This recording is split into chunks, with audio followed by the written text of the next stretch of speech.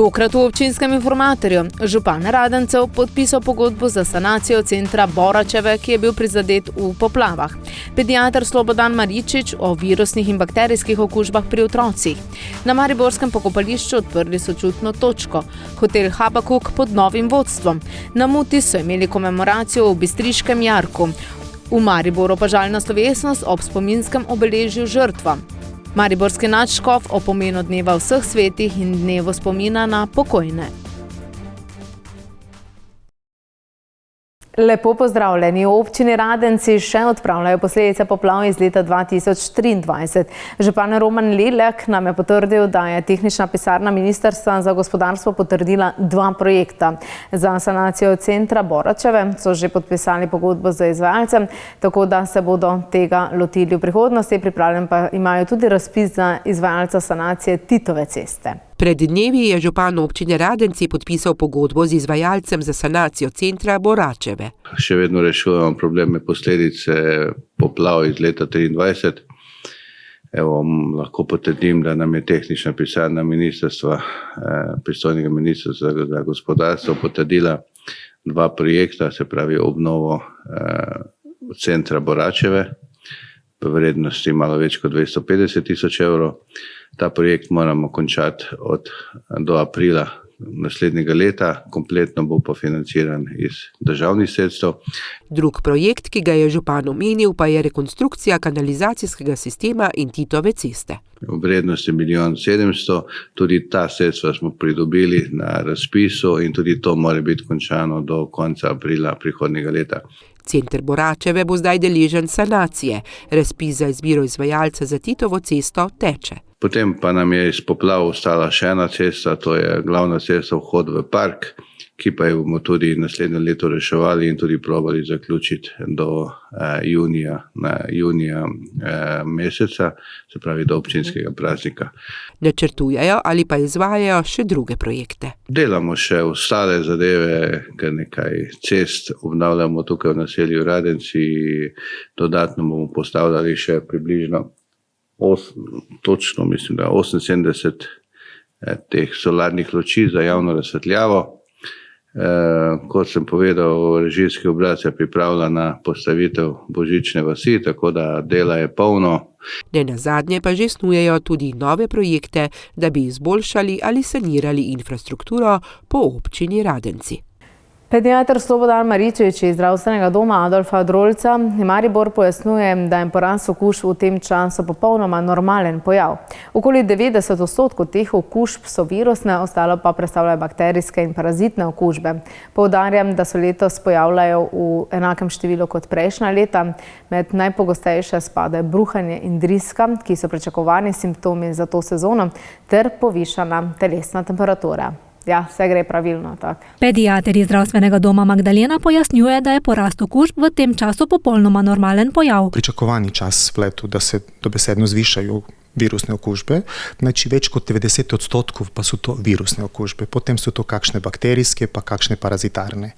To je res pričakovano, nič se ni zgodilo več, kot bi pričakovali danes. To so okužbe, ki so v tem obdobju najpogostejše. Virusne okužbe, pravzaprav, to pa so respiratorne okužbe, pa potem so tu kakšne driske, pa kakšno polivanje. Poudarja, da je pri virusnih okužbah s povišano telesno temperaturo potrebno posebno pozornost. Znači, če so to majhni otroci, če so to otroci, do 3 meseca starosti, res je pričakovano, da se obrnejo, da pokličejo izbranega pediatra, da vprašajo, kaj naprej. Ali rabi takrat pregled ali ne, ali bomo počakali.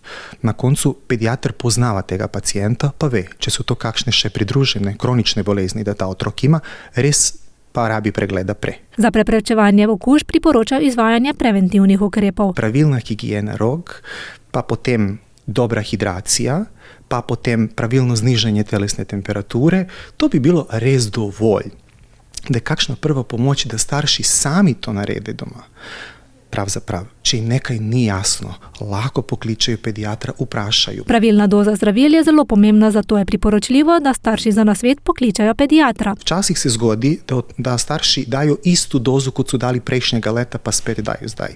Spremenila se teža otroka, pa res rabi, da se spremeni i doza sirupa za znižanje telesne temperature. Zelo pomembna je tudi hidracija. Če otrok noče piti, mu je treba tekočino večkrat ponuditi, tudi skozi igro. Ne samo hidracija z vodo, pravzaprav hidracija s elektrolitnim rastvorom je res zelo pomembna. Če je znižan kalium, natrium pa bikarbonati, včasih se zgodi, da je zelo težko, da znižamo telesno temperaturu i v primeru, ko bomo dali kakšni sirup za znižanje telesne temperature. Tako da res pozabimo to včasih, da dobesedno mi samo pa mislimo, da če otrok ima kakšno drisku ali bruhanje, takrat bomo dali rastvore za rehidraciju. Ne, jaz res svetujem, da če otrok ima zvišeno telesno temperaturo, pa ni driske, pa bruhanja, i takrat svetujemo, da se da kakšni rastvor za rehidraciju. Pri manjših ali večjih otrocih se temperatura znižuje na različne načine. Manjši otroci lahko znižamo telesno temperaturo s paracetamolskimi svečkama. Ampak, če su to starejši otroci, res bi bilo v redu, da ta otrok spije sirup. Jer 1000krat pa je boljše, da znižamo tu telesnu temperaturu, pa lažje. Ko je otrok bolan, je najpomembnejše preprečevanje hidracije, skrb za higieno in natančno opazovanje sprememb v počutju. Rastvor za rehidraciju, pravilna higijena rok, opazovanje, to mi je res pomembno, ko je otrok bolan, res ne boste pustili tega otroka čez celo noč, pa da ne boste opazovali. Pomembno je, da se pogleda ta otrok, kako, ali se spremenilo kakšno splošno stanje, ali se poslabšalo, kako je bilo zvečer, pa kako je bilo tekom cele noči, pa zjutraj, pa če opazujejo, da je 2-3 dni slabše, res takrat je čas pa, da se obrnejo na izbranega pediatra. Porast okužb v tem obdobju je povsem običajen. Okužbe lahko preprečimo z osnovnimi ukrepi, kot so higijena rok, redno čiščenje nosu in ustrezna hidracija. Na pokopališču Dobrava v Mariboru pa so odprli sočutno točko, kjer lahko svojci umrli dobijo sogovornike in podporo pri žalovanju. Slovensko društvo Hospici in pogrebno podjetje Maribor tako skupaj ponujata roko sočutja tistim, ki jo potrebujejo. V prostorih pogrebnega podjetja Maribor na Pobreškem pokopališču so odprli sočutno točko, kamor se lahko obrnejo svojci umrlih, ko je teža žalovanja prevelika. Programu, ki ga nudimo našim uporabnikom, žalujočim po smrti bližnje osebe, nudimo tako individualno kot skupinsko podporo.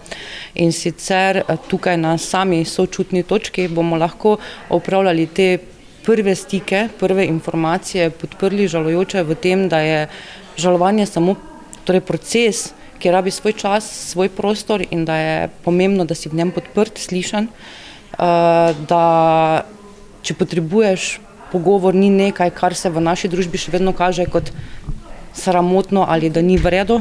Samega žalovanja se ne meri, vsaka izguba lahko pusti velik pečat. Za izgubo partnerja, kadar gre za izgubo v isti ravni, kadar gre za izgubo otroka. Ne nazadnje težko merimo, katera izguba je težja ali lažja, vse so enako težke, vse so naše. Ko svojci še urejajo pogreb, so velikokrat v fazi šoka, vleče jih potreba, da vse uredijo, potem pa nastopijo bolečina, žalost, praznina. V nasprotnem primeru, če bi mi v tistem trenutku, ko se smrt zgodi in v prvih nekaj dneh po smrti dojeli dejansko vso to bolečino, ki jo prinaša proces žalovanja seboj, bi se naše telo zlomilo. In zato v tej fazi šoka zmoremo urediti vse to, kar je potrebno za pogreb.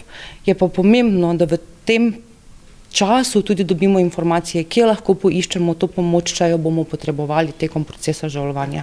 In vedenje, da lahko ljudje najdejo pomoč in sočutje, je pomembno tudi za samo pogrebno podjetje Maribor. In velikokrat povedo, kako težko je zdaj. Po pogrebu, ko se dejansko zavedaš, da ljubljene osebe več ni in pravzaprav ni več neke skrbi za neko dostojno slovo.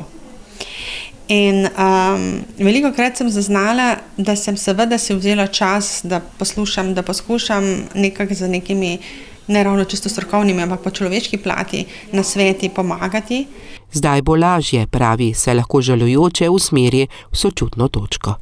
Vsako sredo med 9 in 11 uro se lahko oglasite v prostorih pogrebnega podjetja. V tem prostoru vas bodo čakali v bistvu strokovnjaki, prostovoljci hospica, ki bodo lahko prisluhnili vam znali svetovati, kako naprej. Gre za prvi korak, pri katerem na sočutni točki prostovoljci in prostovoljke Slovenskega društva Hospic ponujajo roko in podporo pri žalovanju. V hotelu Habakuk je potekala novinarska konferenca, na kateri sta bila javnosti predstavljena nova vodstvena ekipa podjetja Plus Minus Hotel d.o.o., ki sta 16. oktobra prevzela upravljanje hotela. Vodenje hotela sta prevzela direktor Franc Ziher in direktorica Maruša Švelc. V hotelu Habakuk je potekala novinarska konferenca, na kateri so javnosti predstavili novo vodstveno ekipo. Moči sta združili dve prepoznavni lokalni znamki. Želimo povezati dve zelo močni blagovni znamki, ki sta ta prostor dokaj dolgo sooblikovali.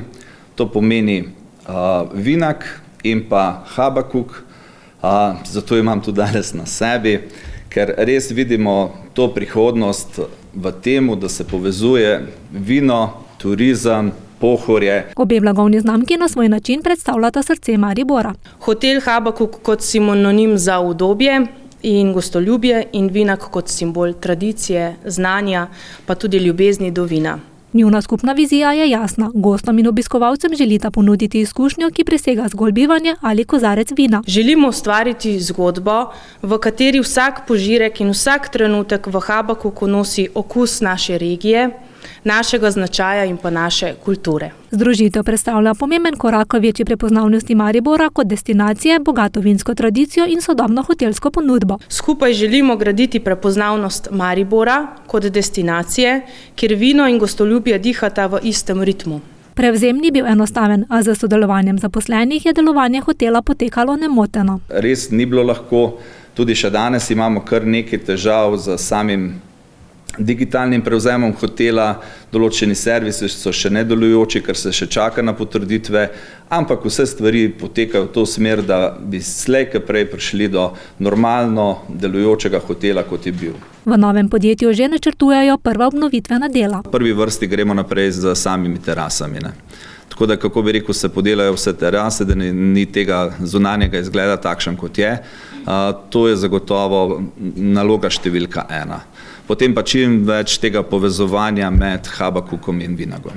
Zaposleni v hotelu Habakuk ostajajo in gradijo zgodbo naprej. Prenešenih je bilo 49 delavcev, pri čemer ni bila prenešena samo ena delavka, katera je bila zaposlena v hotelu Habakuk, ampak je delala izključno za 1912, tako da je ona že podala izjavo preko odvetnikov, da ne želi biti prenešena. Vsi ostali so bili prenešeni. Nova vodstvena ekipa nadaljuje tradicijo hotela in razvija zgodbo naprej. Združitev z vinsko kletjo Vinak prinaša svež zagon, digitalno prenovo in razvojne projekte, ki združujejo gostoljubje, vino in Pohorje.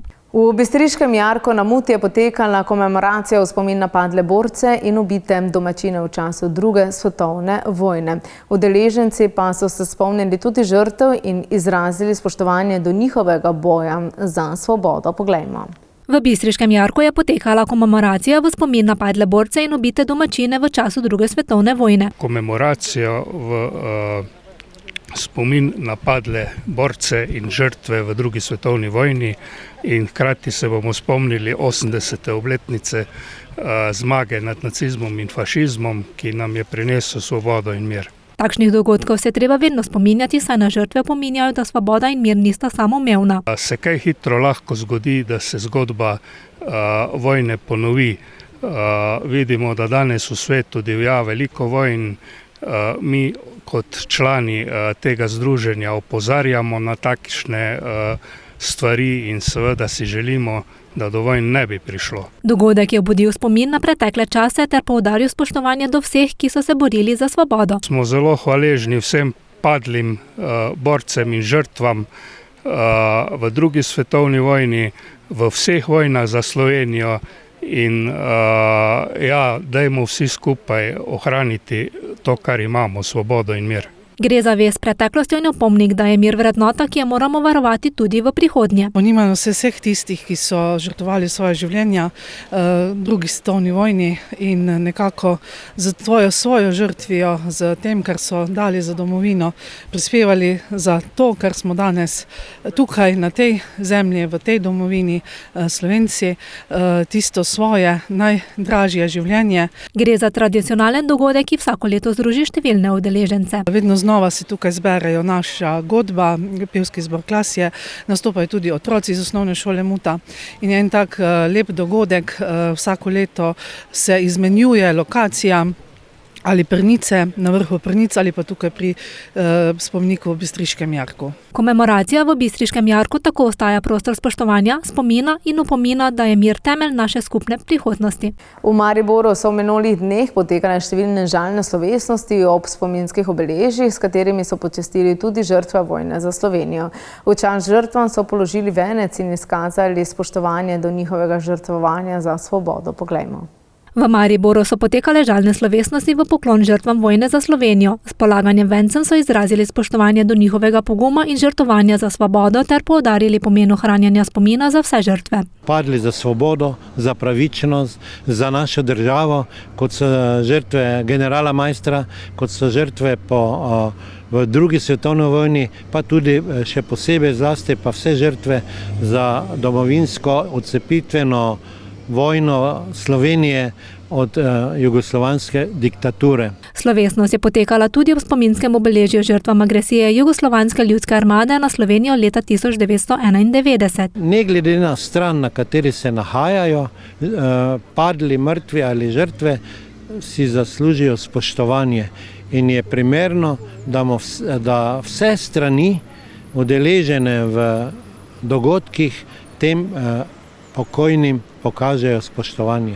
Slovesnosti so poudarile pomen spoštovanja do poguma tistih, ki so se borili za domovino. Uresničujemo sporočilo našega društva, to je, da ohranjamo spomin na vse pomembne Slovence, predvsem pa na tiste, ki so žrtvovali svoje življenje za domovino. Zaradi njihovega boja in predanosti je Slovenija danes svobodna država. Smo ponosni, da smo uspeli urediti grobnico generalu Maistru na Pobreškem pokopališču, ki je dolga leta bila neurejena in neprimerna za človeka, ki je omogočil, da danes živimo v svobodnem Mariboru. Glavno sporočilo spomina na vse padle žrtve je spoštovanje, hvaležnost in zaveza k ohranjanju miru. Ohranimo spomin in bodimo ponosni, da v naših vrstah imamo ljudi, ki ohranjajo slovenski jezik, slovensko kulturo, slovensko zgodovino. Izpostaviti svoje življenje za tako visok cilj, kot je bila slovenska osvoboditev, je največ, kar lahko posameznik stori za svojo domovino. Na nas, kot naslednikih, pa je, da to znamo spoštovati, da znamo izkazovati to čast, pa ne samo enkrat letno, ampak vsakekrat, ko gremo mimo pomnika, da v sebi nosimo ljudi, ki so to žrtvovali. V Mariboru so se slovesnosti zaključile s poklonom vsem, ki so se borili za svobodo Slovenije. Njihov pogum in žrtvovanje nam omogočata, da danes živimo v samostojni in svobodni državi. 1. in 2. november sta za katoliške vernike pomembna dneva. 1. november prenaša kot dan vseh svetih spomin na mučence in svetnike. 2. november pa prenaša spomin na vse naše pokojne oziroma, kot ga imenujemo, praznik vernih duš. Kaj je pomen obeh praznikov, pa razlaga mariborski nadškof metropolit Alojz Cvikl. 1. november ima v katoliški cerkvi za vernike zelo staro tradicijo. Praznovali so ga že v 4. stoletju. To bil spomin na mučence, torej na te kristjane, ki so izpričali svojo vero z mučeništvom in so se jih potem vsako leto spominjali. Potem pa Rim je prevzel tam nekje konec 6. stoletja, tudi rimska cerkev prevzela ta praznik. In zakaj? Ker je število svetnikov je vedno bolj naraščalo. In več ni bilo dni, da bi lahko vsakega obhajali posebej na isti dan. Zato so potem uvedli en skupni praznik vseh svetnikov, to se pravi vseh tistih vernih, ki so tako odživeli to vero, da jih je cerkev prepoznala kot naš vzor oziroma tudi naše priprošnike pri Bogu. Pravi, da za kristjana ne velja, da je vržen v življenje, ampak da je obdan z ljubeznijo. Božja ljubezen je na začetku tista, ki je podarila življenje in zato se tudi na koncu naše življenje vrača tja, odkud smo ga prijeli. 2. november pa pomeni spomin na vse naše pokojne. Ki so z nami živeli, so bili naši sopotniki, ampak so že, prestopili prag tega življenja in se jih cerkev spominja z molitvijo, z svetimi mašami. V Sloveniji se je prijelo ime praznik vseh vernih duš. Teh, ki so bili verni, ki so verovali, ampak torej so še na kraju očiščenja, da bodo v polnosti dosegli to življenje, po katerem so hrepeneli. Oba praznika sta povezana. Življenje je čisto nekaj drugega, če imaš pred sabo cilj. Če veš, kam potuješ, kam greš, ne? Po drugi strani pa vsi ti naši pokojni so del našega občestva. Torej, mi verujemo, da pokojni ne odhajajo od nas, ampak samo spreminjajo našo navzočnost med nami. Ne? In po molitvi, po sveti maši čutimo, da smo pravzaprav eno z njimi in povezani z njimi. Pri tem pa verniki tudi izrazijo hvaležnost, da so bili z njimi in prav po molitvi ostanejo povezani z njimi še naprej. Toliko za danes v oddaji Občinski informator in kot že rečeno, torej jutri Toliko današnjem občinskem informatorju in kot že rečeno, jutri 1. novembra bomo obeležili dan mrtvih, dan spomina na vse, ki jih ni več med nami. No, po številnih mestih in krajih po Sloveniji bodo potekale slovesnosti in spominski dogodki, na pokopališčih pa pričakujemo večji obisk. Zaradi povečanega števila obiskovalcev bo na cestah tudi več prometa, zato voznikom svetujemo, naj bodo potrpežljivi, previdni in strpni. Toliko za danes, imejte lep konec tega tedna, preživite ga tudi v družbi svojih najbližjih in ostanite tudi naslednji z nami na lokalec.si in mreport.si. Lep večer in nasvidenje.